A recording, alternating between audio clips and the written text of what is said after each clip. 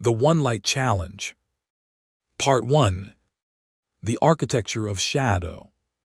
Most new filmmakers fear the dark.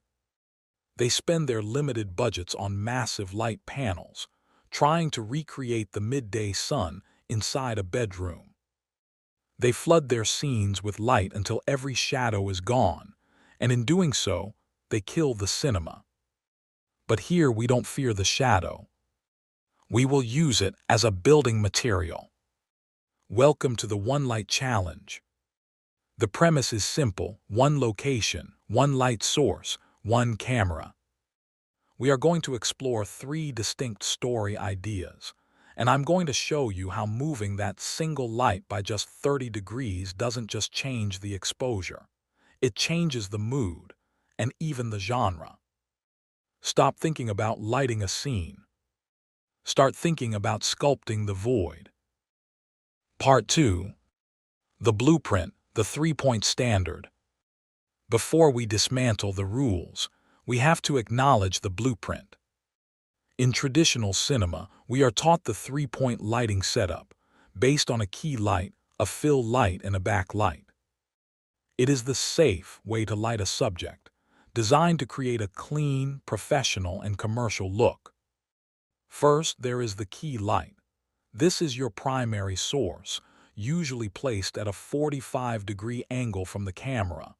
It's the information light. It defines the shape of the subject. Second is the fill light, placed on the opposite side to soften the shadows created by the key. It ensures we don't lose the character to the darkness.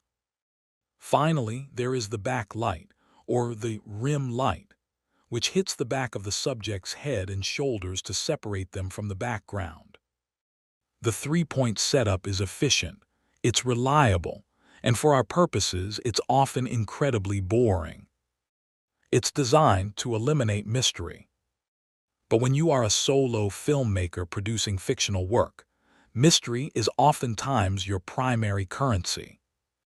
By stripping away the fill and the backlight, we are left with a single, brutal source. We are taking the safety net away. This isn't just a technical limitation. It's a creative choice to force the audience to focus on a single, intentional point of light. Before we build our stories, we have to understand the grammar of the photon. Well, at least its cinematic properties.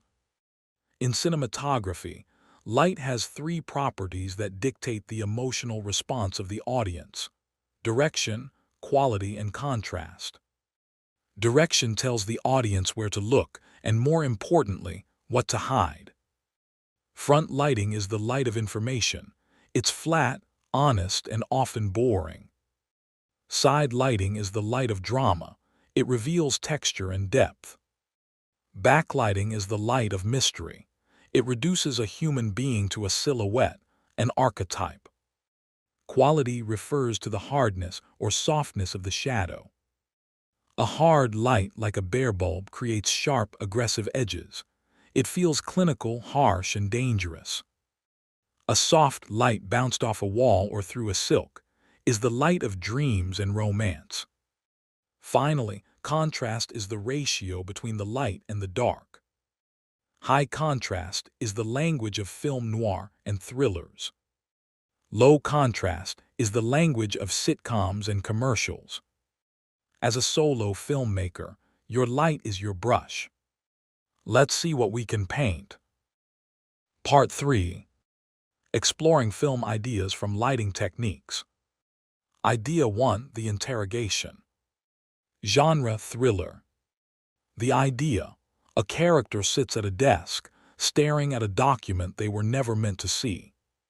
For this story, we want the light of confrontation. We place our single light source directly above the subject, pointing straight down. In cinematography, this is often called top lighting or God light. The grammar: notice what happens to the human face. The brow casts a shadow over the eyes. The cheekbones become sharp ridges. We lose the catchlight in the eyes, making the character look hollow, perhaps even villainous. This is the genre of the thriller. The light is oppressive. It feels like the ceiling is closing in.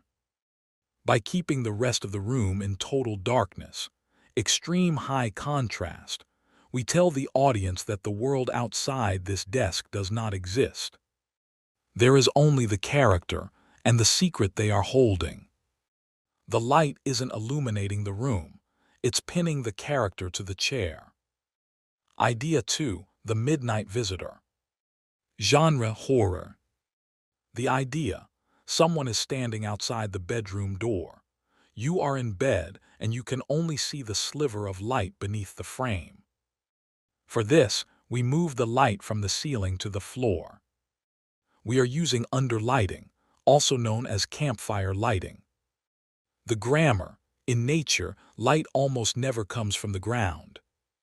When we reverse the direction of light, we trigger an ancient biological uncanny valley response in the viewer. The shadows on the face flip upside down. The chin is bright, the forehead is dark. This is the genre of horror. It is the subversion of the natural order. By placing the light behind the door, we use the door frame as a leading line of light, cutting across the floor. The light becomes a countdown. Every time a shadow passes through that sliver of light, the heart rate of the audience increases.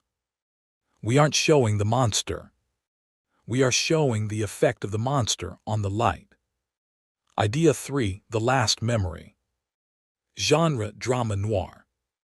The idea: a character is packing their things, preparing to leave their home for the last time. For our final story, we want the light of melancholy. We move the light to the side, at a 90-degree angle to the character, and we soften it by bouncing it off a white bedsheet or a wall. The grammar: this is side lighting. It creates a perfect split between the illuminated side of the face and the shadowed side. In psychology, this represents duality, the part of the character that wants to stay and the part that needs to go. By softening the light, the transition from light to dark is a gentle gradient. This is the genre of drama. It's not about the shock of the interrogation or the terror of the visitor. It's about the texture of the skin, the dust in the air, and the weight of the objects being packed. The shadow here isn't a hiding place for a monster, it's a space for grief. Part 4. The fluidity of emotion and final directive. It would be tempting to categorize these setups into rigid boxes. To say that top light is only for thrillers or underlighting is only for horror. But as an architect of the frame, you must understand that these aren't rules. They are tools for emotional manipulation. Each of these setups can and should be changed scene by scene, or even moment by moment, depending on the internal shift of your character. You might start a scene in a soft, dramatic sidelight as a character reminisces, only to have them stand up and walk into a harsh, overhead top light as they realize the danger they are in. The genre doesn't dictate the light, the emotion does. If a character feels small and judged, use the top light. If they feel like they are losing their grip on reality, use the underlight. If they are torn between two choices, use the side light. By mastering the one light setup, you aren't just learning how to save money. You are learning how to drive the audience's heartbeat with a single lamp. You don't need a 3-point lighting kit. You don't need a crew of gaffers. You need to understand that every time you move a lamp, you are rewriting your script. The one light challenge isn't a limitation. It's a filtration process. It forces you to decide exactly what is important in your frame, and to let everything else fall into the beautiful, cinematic nothingness. Take one light.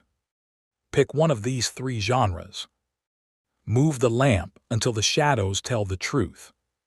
The lab is dark. Turn on the light. And after that, go shoot a short.